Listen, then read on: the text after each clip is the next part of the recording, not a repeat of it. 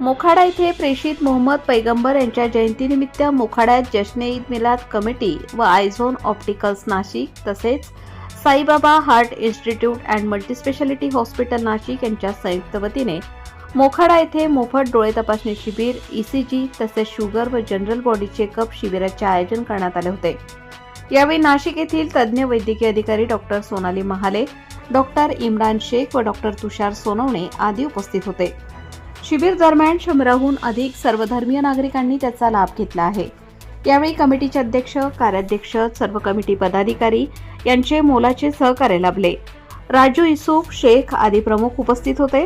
त्याचप्रमाणे जश्न ईद मिलाद कमिटी सुन्नी जामा मस्जिद ट्रस्ट यांच्याकडून आज रात्री इमाम अहमद रजा मदरसामधील मुलामुलींचा प्रोग्राम आयोजित केला असून 6 डिसेंबरला तकरीर, प्रवचन, नात यांचे आयोजन केले असून 7 डिसेंबर तारखेला कव्वालीचा शानदार मुकाबला होणार आहे। या कव्वालीमध्ये टीव्ही स्टार अजिम नाजा आणि दुसरे कव्वाल नौशाद अली खान दिल्ली येथून येणार आहेत। विशेष म्हणजे या दोन्ही दिवस येणाऱ्या सर्व पाहुण्यांना जेवणाची सोय मिलादुन्नबी कमिटी यांच्याकडून करण्यात येत असल्याची माहिती कमिटीचे अध्यक्ष यांनी बोलताना सांगितले। प्रतिनिधी चंद्रकांत गांगुर्डे, पालघर जिल्हा।